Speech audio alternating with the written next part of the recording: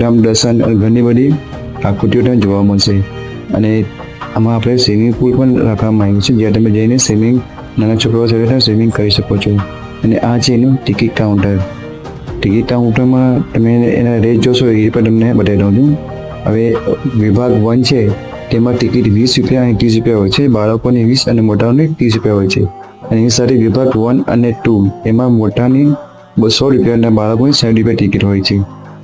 સાથેને જમવાની સગવડ ખૂબ જ કરવામાં આવી છે.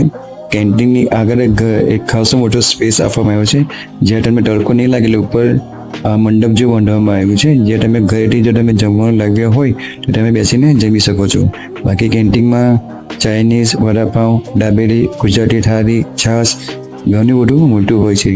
અહીંયા ગુજરાતી થાળી હું જમી હતી, જે 60 રૂપિયાની હતી, જેમાં આપણને 3 રોટલી, દાળ ભાત, 2 જાતનું શાક આપવામાં આવે છે, જે ખૂબ જ સરસ